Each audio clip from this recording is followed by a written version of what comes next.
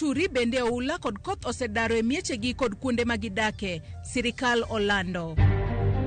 Ji 5 owito ngimagi e masira mane okel kod oyuma mar derep lori e gwenge ma Sultanahmud ka koth medore e pachoka. Duond bura mar UDA ochako yiero mage mag kor gwenge ka ODM to lando ni gichungo yiero margi kaluwore kod koth kod oula ma okwako pachokae.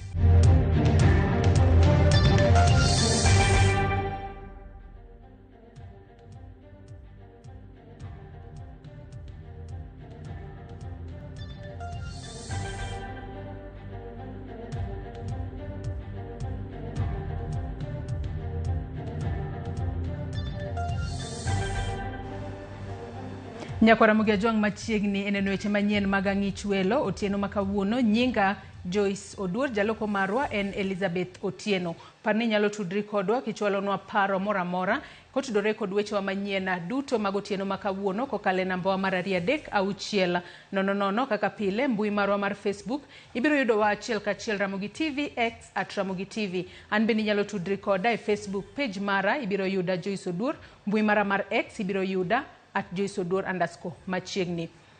Midhiero koro mako ji mathoth e boma ma Nairobi kaluwore kod koth ma podi medo chwe. Moheo familia 300 mane oyudo achiedh nade mikelo gi oula mapek e kar dak ma Kiamaiko, Bore Nairobi. Gisani odak e skunde mag primary mantiere machiegni kodgi. Ka menyo podi timore ne ringre mamoko mapok oyudi e kuonde dak ma opogore. Sharon Ong'ao gi ler mathoth. E odiechienge mar adek bang' koth mapek mane ochwe e kaunti ma Nairobi chieng' tich ariyo gotieno, oganda mathoth pod nitiere gi achiedh nade. Oula mapek mane okelo muomruok mar aora Nairobi oweyo oganda mathoth gi chandruok. Ka nyaka sani familia moheo 300 mawuok e kar dak ma Kiamaiko mojote skunde koro kwayo kony. Wanaona kama kora rito ma misaada ma sirikal koyie ni nyalo konyowa kaka wachako dak. To gine gima ginyalo timo kata nuange gimora manyo ot moro kamoro. Tunaomba usaidizi, sio kwamba ati tunaishi kwa mtu ama nini. Hii mvua ilikuwa ni mvua ya maajabu, imebeba kila kitu, imebeba magari. Sasa si kwamba ati watu wana vichwa ngumu wanaishi kwa mtu, hapana. Kuko na watoto wadogo na wazee, wengine ni wagonjwa, hawana kitu ya kukula. Tungeomba tu kama kuna mtu ambaye anatusikia hapa akuje hapa Kiamaiko asaidiane na wananchi. Familia mamoko manawede giolala kaluwore gi oula mapek podi fwaro ndachgi ka geno mar yudo ringre magi e masani gidong' godo. Nyithinda ne nyithinda 4 to nyithinda 2 gito kata kuma ne giringo gidhi yakia pura manyo gi nyaka sani. Kwa watoto 4 wale watoto nimepata mtoto mmoja na kijana mmoja, wasichana 3 wametoroka. Sijui mahali wako mpaka leo sahi hapa mahali niko sahi sijui watoto wangu wako wapi. Riwruok mar Kenya Red Cross kaachiel kod Josamaria Mang'won bende koro wuok oko mar konyo familia gi e yor yudo chiemo kaachiel gi gige nindo. Kama kuna msaada yoyote itatumwa na serikali, kila mtu asimame kwa mlango yake door to door. Juu kuna watu wakukuja wananyanyasa watu. Wakisimama door to door hapo wako sawa, watapia kila mtu. Kuna watu hapa wana hata kitu. E kinde manonro mar ndach jogo molal podi luwo e odiechieng' mar adek. Odiechieng' manyoro ringre mamoko 4 noyudi. Makoro kelo kwane duto mag ringre moseyudi Bure Nairobi nyaka 14. Sharon Ong'ao, Ramogi TV. Kapod wantiere weche motudore kod midhiero mar oula en ni ji 5 owito ngimagi ka 11 oresi e aora ma Kiamaiko tok lori moro temo yoro kata bedni ne opong' du e kaunti ma Makueni Onyango makawuono. Kaluwore kod joneno, lori no ne riko ting'o kokoto kowuok Sultanahmud kochomo Kasieku. E kinde ma jodaka nokwayo kata jodago nokwayo derep lori no mondo ting'gi kendo konygi kalo aora ma Kiamaiko mane opong'a. Kendo nosechako ng'oka. Komachielo chenro mag wuoth ochung' e apaya Mawamba kochomo Maralal e kaunti ma Samburu. Tok koth mapek miyo aorano mar Parasilinga muomo. Mae e achiel kuom kethruok kod lal ma koth medo kelo e gwenge ma opogore e pacho kae.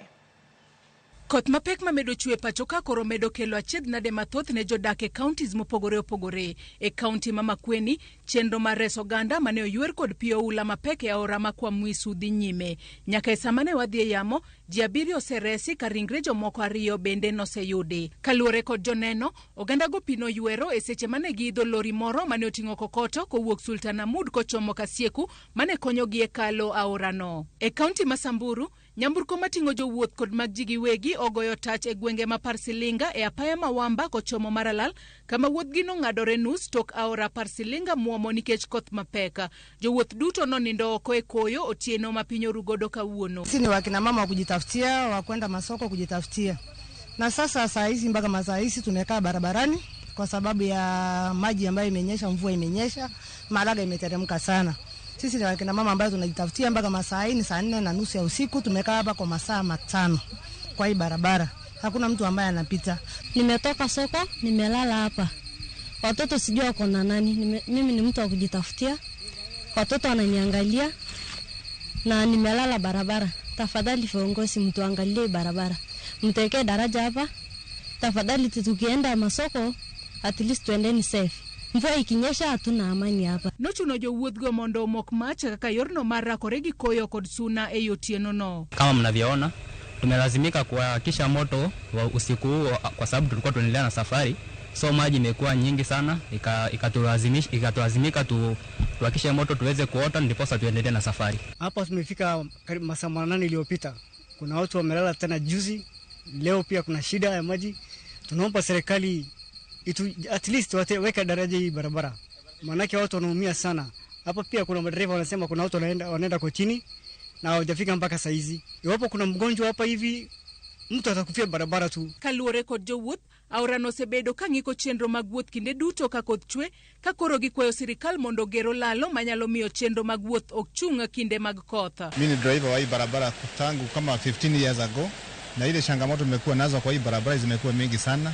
So ningeomba serikali ya Samburu at least tuangalie hii barabara kama ni laga atuwekee kama ni daraja kubwa mrefu ya maji yamepitia chini ili hii shida ituondokee kwa sababu hapa hata magari imeanguka mingi sana imeishia hapa. E kaunti ma Narok jodak moheo 100 sani koro jot e skunde kod kanise kuonde moting'ore gi malo. Jogo mochung' ne arita e gwenge ma Narok ma milambo dhi nyime kod chenro mar daro anyuola moyudo midhiero tok sienyruok mar lowo. Jalup komishona ma Narok South Flex Kisalu ochiwo siem ewi sienyruok mar lowo manyalo timore gwenge ma Chepalungu, Torokiat, Pambanik, Kitopen, Katama kod Olosokona. Jodak onyis mondo beda kicha e kinde ma koth medo chwe e pachoka. E kaunti ma Busia e ward ma Bunyala North e kar chung' od bura ma Budalangi, familia mathoth odar kowuok e mieche gi nikech pi oula. Tesendo bila ma Mudembi kod skunde mathoth bende pi opong'o. Jodak gi ma Mudembi kod Mang'ong'o koro kwano lal maduong' magiyudo kaluore kod pi oula. Kwa sababu njia zetu zote zimeshikwa na maji, soko yetu iko katika maji. Sasa huu mzimu ambao watoto wanataka kurudi shuleni, njia watoto wanaweza kupita wakienda shuleni hakuna kwa sababu ya maji. Mashamba yetu yameliwa, nyumba zetu zingine zimeanguka, zingine bado zijengwa lakini ziko katika hali mbaya. Jogo modake aluorano koro wacho ni mano e mokwongo mapio chopo kanyo gino makoro kelonegi achiedh nade mang'enya. Nyoka zinatembea juu ya maji zikiingia kwa nyumba. Vile tunakula, tumeshindwa tutakula namna gani? Tuko na shida ya maji, hakuna maji ambayo tunaweza kukunywa, hakuna mahali tunaweza kwenda haja ndogo ama haja kubwa. Tuko tu hivyo unakaa tu kwa mlango bila chochote cha kukula. Tunaomba tu ya kwamba hii suluhisho tena ipatikane kwa haraka, hasa zaidi katika kuanzia na Malo paka Ruambua ndakane wekwe ile drainage. Barabara zilitengenezwa na hawakufungua vile maji naweza kutembea. Magitimore mana kodong ndalo machuok to iya uskunde mapachoka ka penjo maduong' en ni to sirikal ni kod chenro mane mar neno ni somo okorochore. Nyakora muge John kotudore kod lori mane riko ting'o kokoto kowuok Sultan Mood mano muomo aora makwa Mwisu. Nyaka sani ji 5 osewito ngimagi ka ji 11 oseresi. Kotudore kod masira makamano pod wamedo luonu chenro makamano kata masira makamano wabro medo nyisi matuch e chwa manyien mamoko mag odiochieng' makawuono. Ka wadhi mbele ni Ten County ma Kisumu kokale apis city manager Abalawanga koro chako chenro mar keto kenge mag kedo kod oula masani okwako thoth kuonde dak mayudore kar chung' od bura ma Kisumu Central ahinya to e kar dak makapuothe e Nyalenda B Ward. E kinde no bende jogo ma oula daro okon mondo dhie kuonde jot kamoting'o Dunga Chiefs Camp kod Joilomino. Millicent Adhiambo miyo waler mathoth. Mae chal mar kar dak makapuothe masani koth mamedo chwe pachoka chuno thoth oganda go mondo riw udi magi kod oula. En gima koro miyo moko kuom oganda dhi nyime kod dar ka gimanyo kuonde jot moting'ore gi malo. Le mag pacho kaka guok bende oula oweyo ka chochni kendo lidho e pimos kamanyo kama otuo ma ginyalo rieyo e ng'edegi. E wuodhe mar ndalario kawuono, korango kuma pek mar oula ma koro miyo jodak wich bar nitie, maneja mar boma ma Kisumo, Abala Wanga, okwayo jodak modak machiegni kod aora Nyamasaria, Wigwa kod Aleura mondo dar mapiyo bang' aora Nyamasaria pong' ma oholo ka keyo oula e gwenge mag Lakewood, Nanga, Kapothe kod Tako. Wadwano udar. Wakonyo dar mondo umiwa ndalo matin wane kaka pigni nyalo wuok ka. Gima wanyalo timo sani onge to wanyalo neno kuon mwakunyo mondo pi owuogo dar mondo wuogi. Pi medre nikech Nyamasaria omuoch. En mokelo pi ka, totero pi Wigwa, totero pi Aleura. To Kapothe kosepong' to koro pi ma Kapothe koro lokre flood koro biro nyaka estate ma jodak. Abala kane twak kod Ramogi TV oyango kuonde jot ma oganda go nyalo dhiye moting'o kar romo ma Joelomino, Dunga kod Chief Camp kuma gikwayo jo Kenya Red Cross mondo tere hema kata otundo manyalo konyo oganda go. Wan gi Joelomino Hall, wan gi Dunga Hall, Nanga Primary opong' koro kik ji dhi kuno. Chief's Camp watemo manyo tent mag jo Red Cross. A New Life Church be madi temo dhiye be pi opong'o kono. Bas lochewa bende biro e gwenge ka gwenge ka konyo ji ting'o gik ma gidwa ting'o. Mondo ka nitie kuno minya kan gie to kan gie. Kik gir ng'ato lal. Vijende mantie beduru gi security. Kik ng'ato chak kwalo gik ng'ato nikech pi nitie. E wi mano, omedo ni kapod girito sir manyalo kelo konyruok mochwere kowuok e sirikal mamalo, gisechako chenro mag kedo kod oula ka gikonyore kod rowere kaachiel kod tingni mar yawo wang' oula mondo pi oringi. Gima wadwaro kuongo mondo waring wadin for the next 7 days e Nyamasaria momuocha. Mache moko wadino to koro duoko pi mabiro ka bet piny nikech pi biro mang'eny kae. Kwasedino Nyamasaria to wayawo yoregi kaka tingni wasekelo kinyome tingni moko kiny. Koro wadwa solo kata mana wadwaro kijende moko 100 kucha tingo ok nyadhi lor bok nyadhi kucha en manyuol. Nyaka waloso gunde ma muting'o kuoyo mang'eny mondo wadhi wadin kacha. Koro kochakre kiny Jumapil nyaka wuok tich. Mani tich modwa tiyo. Koro ndalo 7 to wapani pigno dok piny. Gie sani, jotelo mopogore yoro mar temo konyo oganda mapiro chonge magi. Tie chiemo kod gik mamoko ma bokonyo jogwa ma County Government of Kisumu nyiewo magin worth 4.8 million. To maduong' moloyo ni ka pigni nodok piny kodhni nochok to mondo sirkal oyawa ore mondo sirkal ogo pithe kata daik to enable this problem to be resolved one for all. I would humbly request the government to put in a budget so that we can finish the Koru Soin Dam. To ka ena ni pod owach ni warit Soi Dam kia nang'o mago ok dhi konyowa. Koro wane wakwayo gimiwa kijende kaka koro kijende ochako kacha mondo wadhi e wang' Nyamasaria mondo watim ang'o wabet gi lwetwa to wadhi yudo kaka pigni dhi timo ang'o dhi weyowa. Nyaka sani oganda ma oganda 770 oula oserocho ngimagi e kaunti ma Kisumu kalore kod koth mapek mosebedo kaburore pacho ka kuonde ma midhiero no osaso ahinya en Nyando, Kisumu Central, Kadibo kod Kisumu East. Millicent Adhiambo, Ramogi TV, Kapothe, Kisumu County.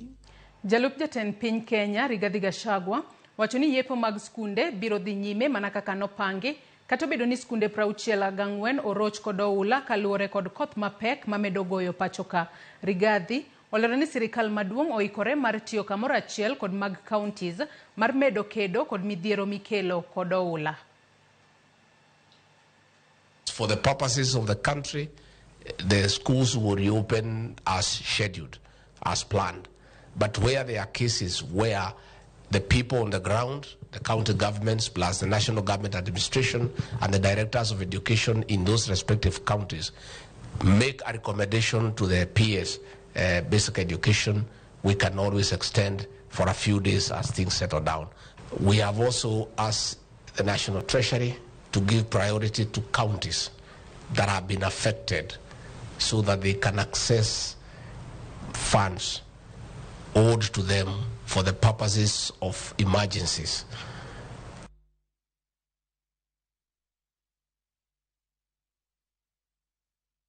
Nyakwara Mugia Jwang kotudore kod midhiero ma oula podi medo kelo e bombe mopogore opogore pacho kae obede county ma Nairobi, county ma Kisumu, kachiel kod counties mamoko mwasemenyo ni odiochieng' ma kawuono kata otieno ma kawuono koluwore kod midhiero mag oula ma kamano. Mane momiyo otieno ma kawuono wantiere kod twak antiere kae kod jal lony e chano boma mano Professor Alfred Omenya. Oda ka thuolo makende mar mondo mi wapenjra nene to ng'ikruok ni kanye. Emomiyo kinde ma koth chwe to aneno ka oula muomo gwenge mopogore opogore. To anyalo wacho ni odira ma koth chwe e higa ni kata thuolo ma koth osebedo ka chwe ahinya ahinya te boma ma Nairobi ka bende waseneno ka nitiere gwenge moko ma wanyalo wacho ni gin gwenge ma ponono ja oula ok wasebedo kwa neno. Tang'o momiyo waneno ka oula nitiere kanyo gi sani. Machiegni ahinya Professor Alfred Omenya e twak mar otieno ma kawuono. Ng'ikruok nitiere kanye emomiyo waneno ka oula ketho bombe mopogore opogore kata gwenge mopogore opogore e pacho kae.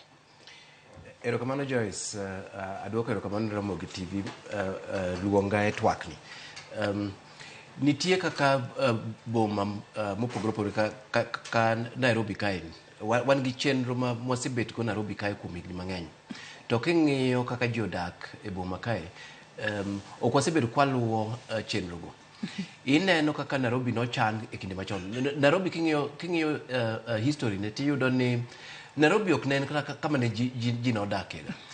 Nikech Nairobi nen kama lawa nen pap kendo nen thedhia magolo pi. Masai nodak malo Ngong to Kuyu to nodak malo Kiambu e gode. Te aoche onge ng'at nodakie. E lawa go be onge ng'at nodakie kata achiel. Dho giem ne gikelo ga kanyo to modho to gidwoko dala. Bas msungu kabiro Kenya kae. Msungu bende kani neno kuonde nodakie, nodak kuonde mane nitie thur, kuonde mane otingre ka Westlands giri mane wasungo dakie gi kuonde kaka Karen. To kuonde mane dhi piny gi kuonde mane aora Nairobi mar Nairobi nitie. Onge ng'at modakie ga kata achiel. Kendo kata kineno gwenge ka Kibra. Kibra ne jodakie matin lakini ji ok nodakie ni en kamoro ma jodakie ma permanent. To koro wanyalo wacho ni ng'ikruok ni kanye bende wacho ni nitiere chenro moro ma onego bed ni luwo manya ka sani wanyalo wacho ni ok osebed kiluwe e yo makare. Mae tabu mantie nikech sani paro mosebet Nairobi kae kendo wasewinjo kata governor mar Nairobi ka wachno ni ji ogeda kamoro amora. To sani kineno wageda kuonde duto te kata bed ni en kama ni piny kata bed ni en e bath aora kata wagedo kuonde duto te ma kuonde lope manowe mane nyalo konyowa e weche mag oula duto.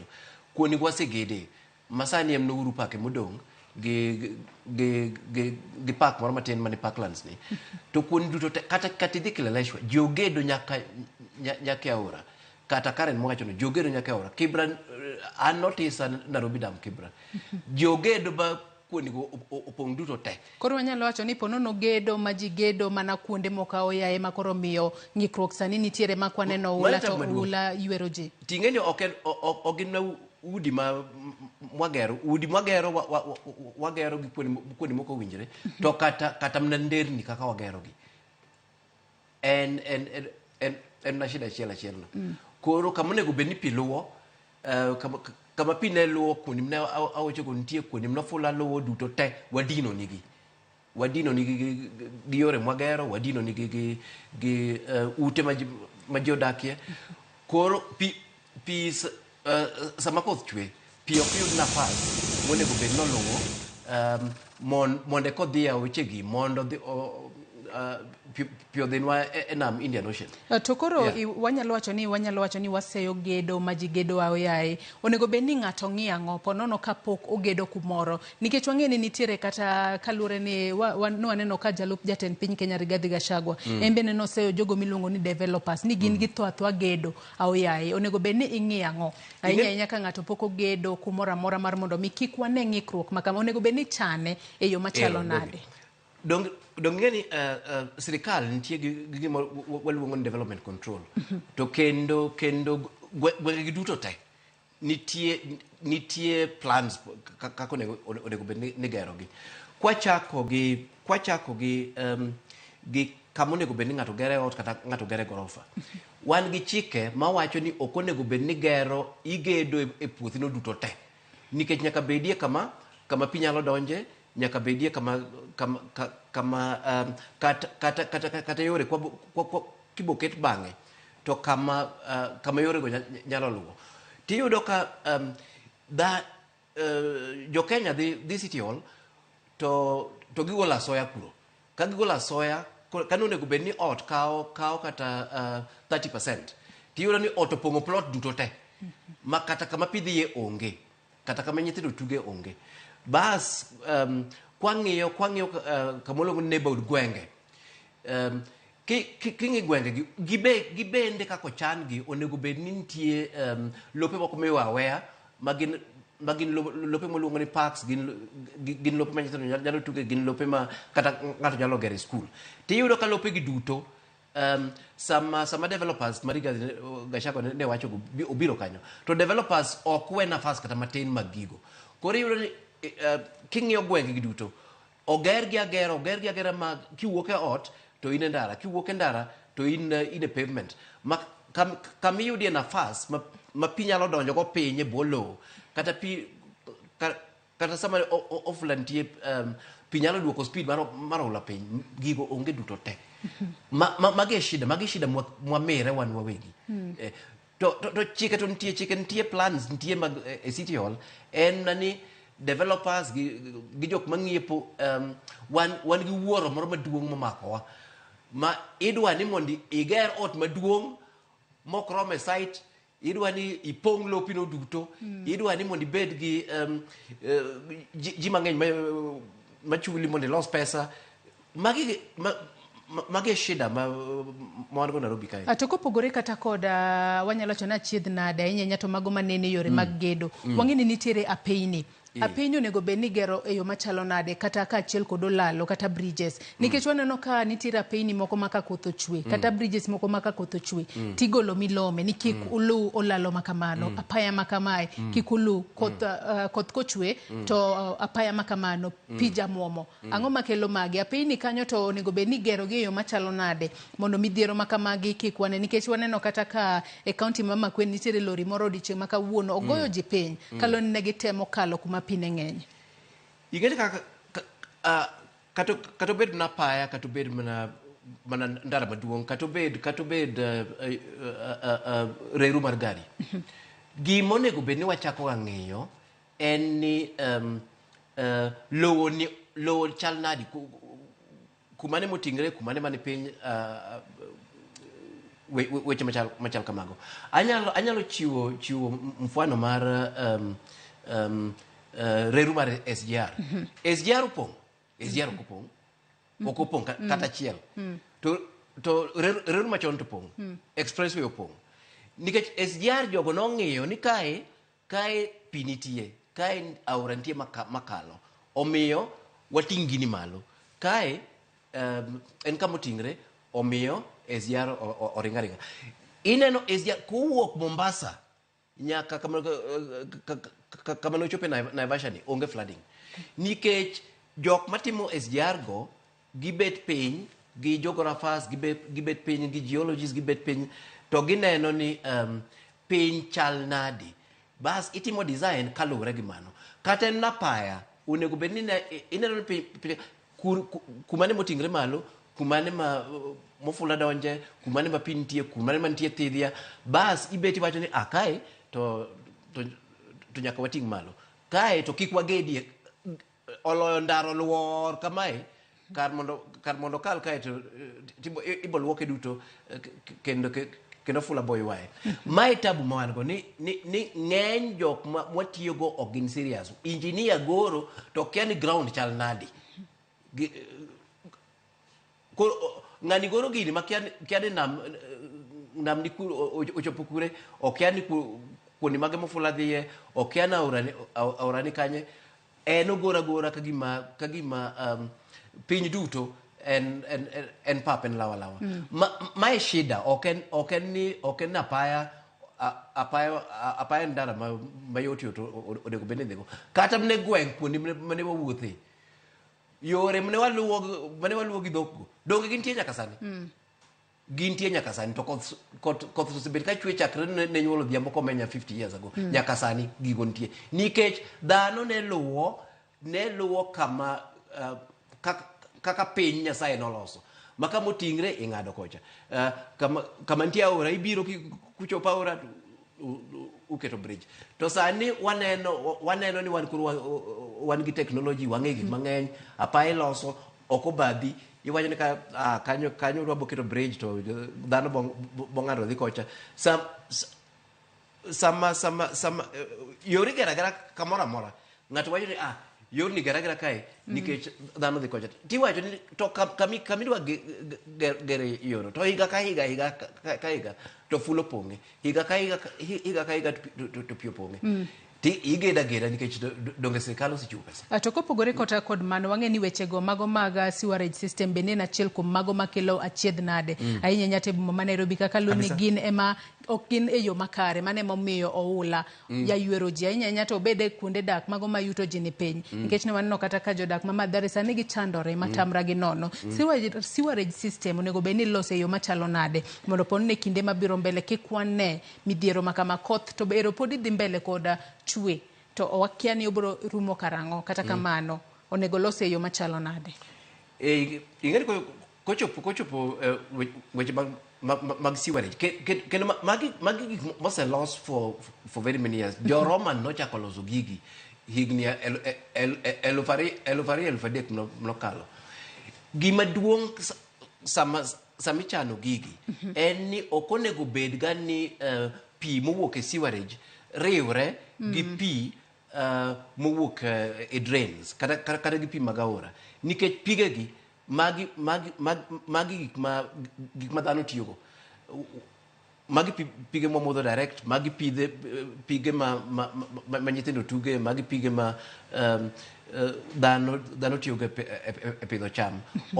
Omiyo onego bed ni sama loso sewerage tilose e yo ma ilose gi concrete maber. Emomiyo waonge gi open sewerage Kenya ka onge piny moro amora in the world maniga gi open sewerage. Aneno ka thuolo marwe morumo wach ni mogik kitieko mane wach sewerage system ka achiel kod wach ni mogik kotudore kod twak mar otieno makawuono thuolo mong'adowa.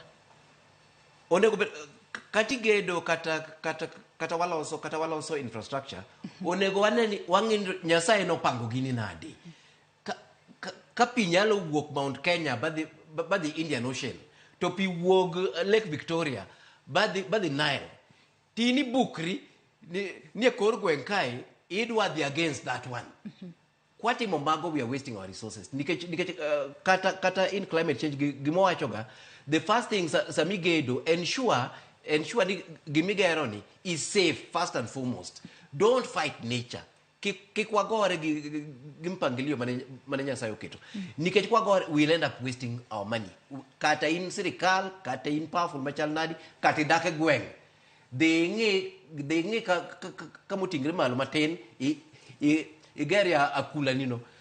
To kikete aora to obodhi. Erokamano ahinya. Ilero kanyo makare ahinya. Erokamano ahinya Profesa Alfred Omenya kuom kawo thuolo mar otieno makawuono mar mondo mi wabed kod twak makama thuolo marwe mobedo matin kata kama mae mbaka ma pod wabro medo goyo mar mondo mi wane kaka midhiero mar oula wanyalo konyo e tieko ahinya nyate kinde mabiro mbele. Nyakora Mugia Jwang mana kaka iwinjo ka Alfred Omenya owacho kanyo don't fight nature. Neni igedo kuma owinjore kuma oting'ore gi malo kik idhi kuma ponono aora kale mar mondo mi igedi. Mano to kitimo to ula kobiro to bro yueri. We wakaw yueyo madundo gi sani tok yueyo aduoga dhi mbele kod weche manyien kik idhi mabor. Erokamano.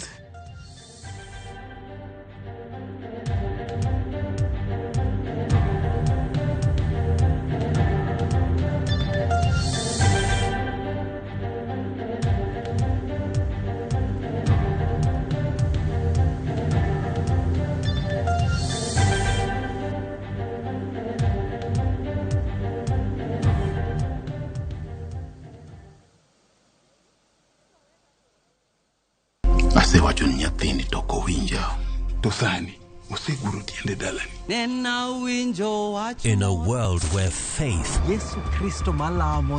fear, sacrifice, and the complexities of father-son relationship collide, the son must choose his path and his own legacy.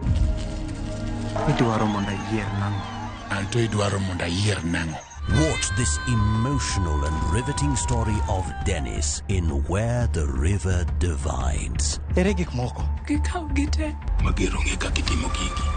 Watch the best content on the go only on Viusasa.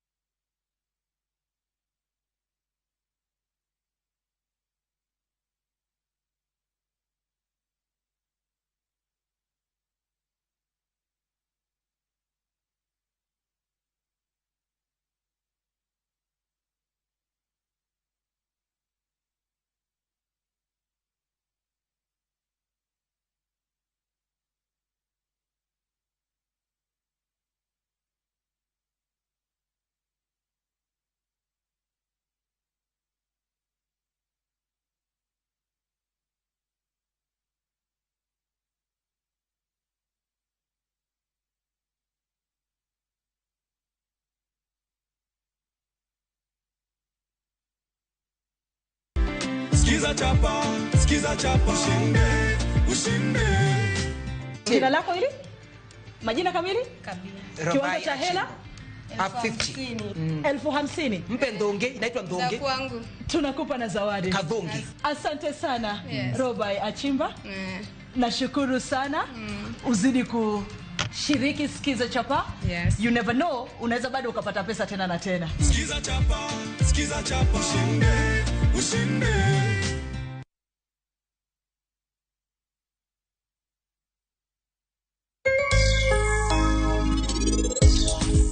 Inyalo kelo ng'ano to wavete mondo ekuang'e kata ka en ng'ama ber kata ka ng'ama rach.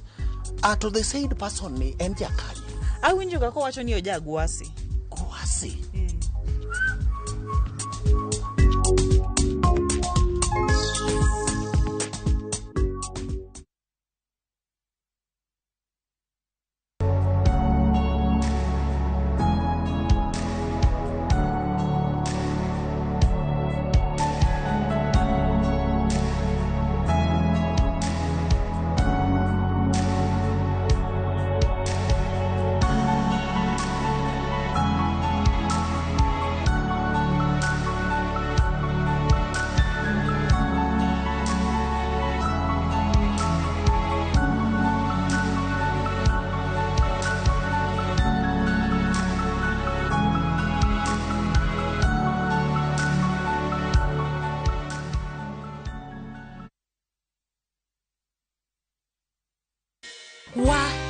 Lakini vile hii ekonomi imetufinya, ilinibidi kubadilisha sabuni nikatumia ingine rahisi. Bala, ilibidi nioshe kila kitu mara 2. Sikuwa na otherwise, nikarudia Ariel. Ariel, usafi bora kwa mwosho mmoja tu.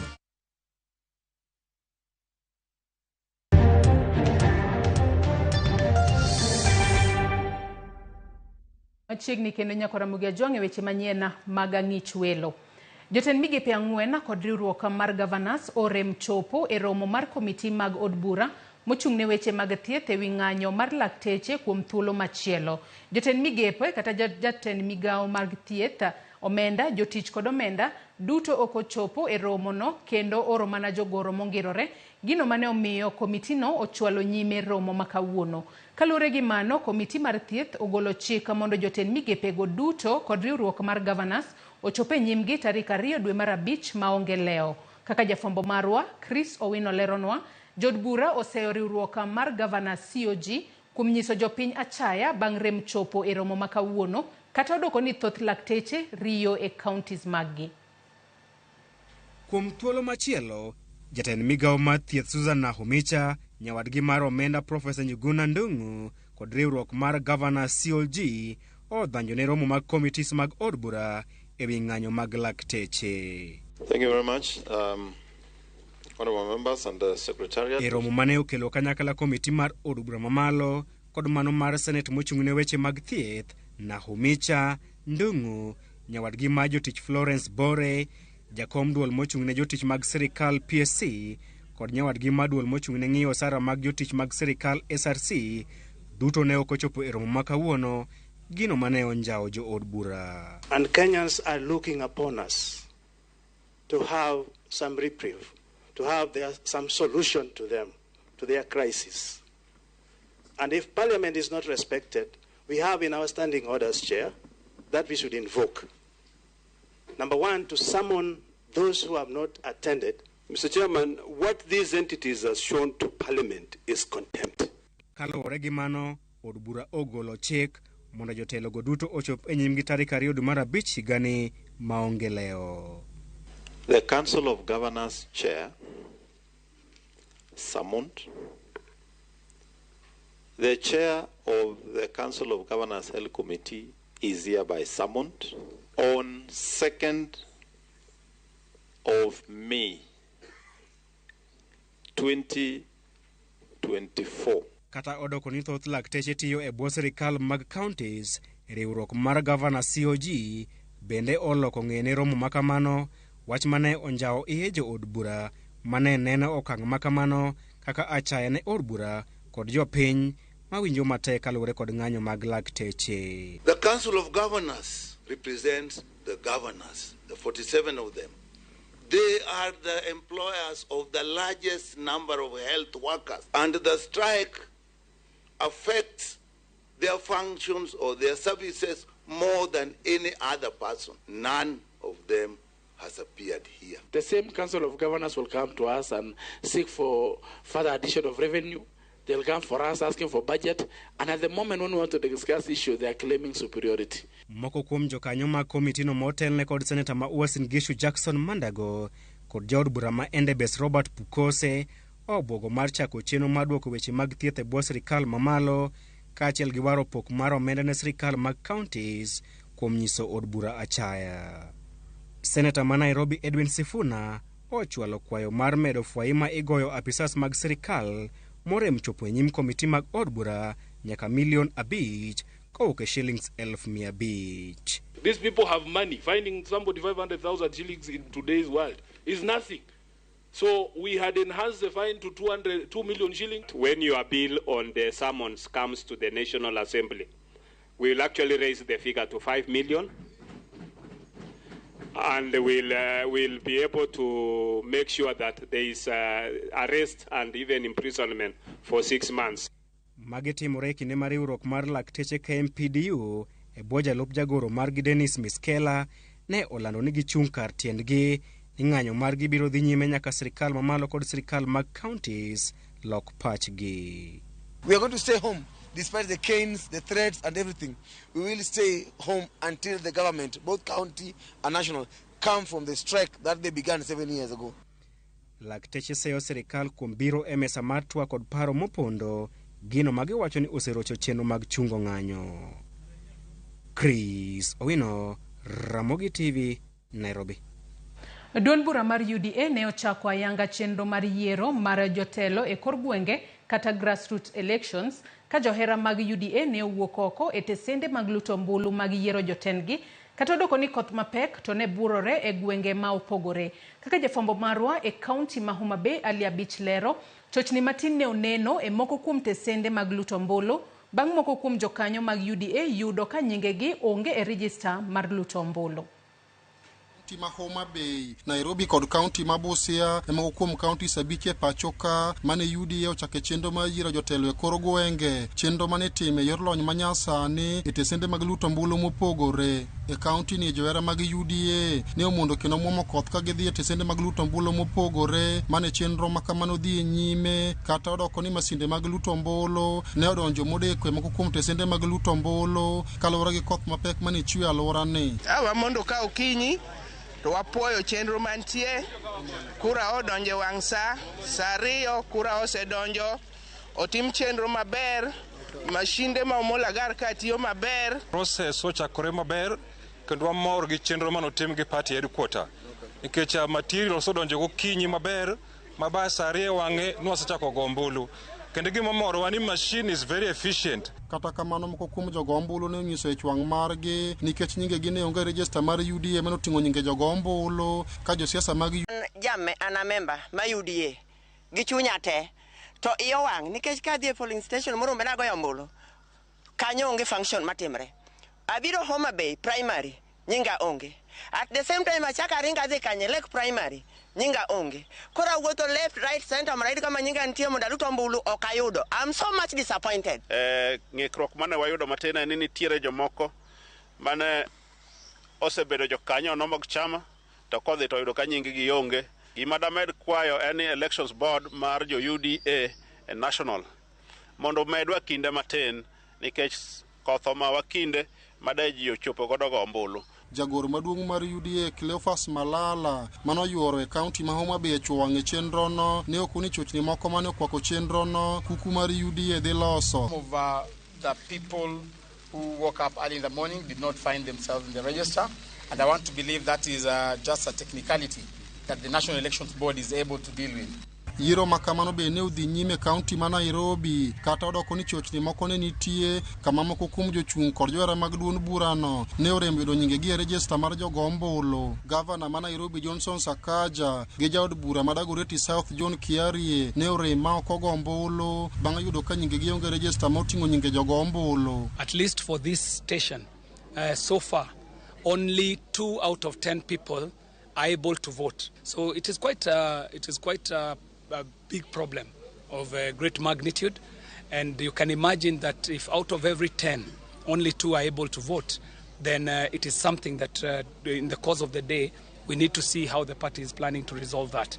Jakombod muchune tayo chendo mag yiero e duond bura mar UDA Anthony Mwaura mano bedo gi twak gi jofwamb weche log tich mar duond burano ne oyango moko kuom chochni mano kwako chenro makamano e desende mag luto ombulu ma opogore. We have had several incidences of violence, especially in Kibra and Mathare, where our gadgets were snatched. We have recovered the gadgets, and the security is following up that matter. Alia Beach, Ramogi TV.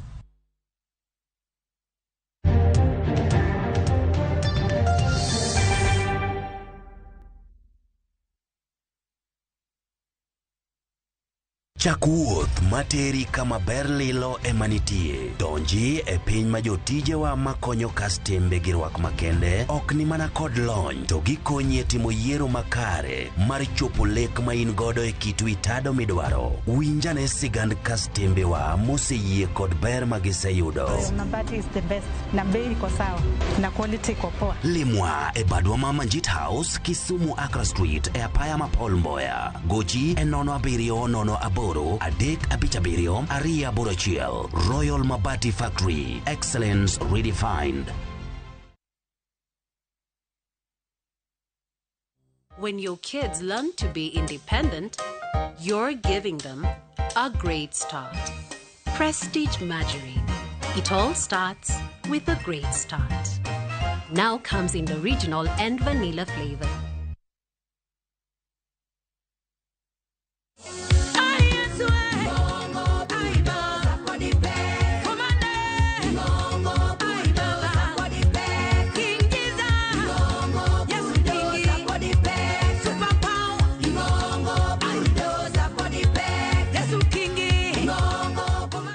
Dial *487*3# to get this song.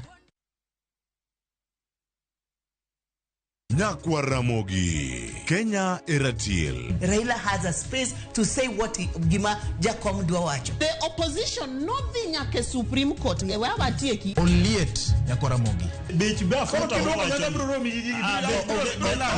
Jumapil ka Jumapil. Ana chungo mama Ratil kadel war piny. Ka adwani wa discuss kaka Kenya dhi. Winj twak magoratil piny. One was a gotten opposition. One was a gotten opposition 50 years. Mayo kiparka kele wich bar moro. UDA onge kama pose donje. Adwani penja bati. Koso donje kona mane. Sachiel gi nus otieno. Siasa mar piny Kenya en siasa koso dongruok. Kai kelo ni kod George Bati. Kik bai.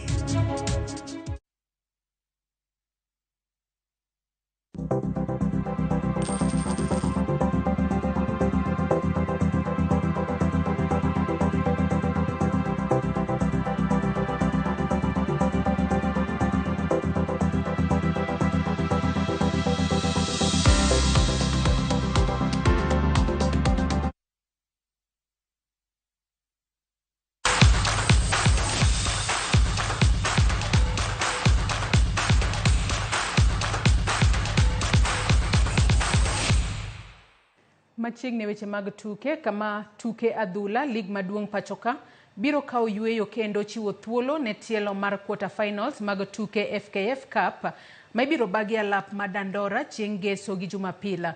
Klab mar SS Asad gi mano mar Compel SC e klepe kende ma ok tugi e lig maduong' ma pod odong' e tukego. Klab mar KCP gi joloch mokalo Kakamega Homeboys biro rakore e quarter finals mokwongo odiochieng' makiny saa 6. Bang'e klab mar Kenya Police gi Sofapaka biro hinyo lum e quarter finals mar ariyo ma ibiro tugi saa 9. Klepe ariyo gi biro rakore kendo tok tugo ndalo 7 mokalo e tuke mag lig kama klab mar Police noloyo Sofapaka gonde 2-1. Klab mar Police bende oketo wangi e okombe mag lig maduong' kanyaka sani gimako thuolo mar 2 points 9 tok klab mar Gor Mahia. Sofapaka komachielo chwero luya mar donjo kata dong' e lig maduong' kanyaka sani gin points 3 mbele thuolo mar dokelum. Unajua ni game muhimu sana hiyo kwetu, so hatuwezi enda na madharau hapo. So vile tunafanya mazoezi na vile tulianza kuanzia Jumatatu, mazoezi yamekuwa mazuri. Na kila timu na kila mchezaji yote anataka kucheza Continental. So tumejiandaa vizuri. I think this is a knockout match, and knockout matches are very different from league matches. So it's the team which wants it most which will take the day. But for us, we are trying to prepare as well as we can.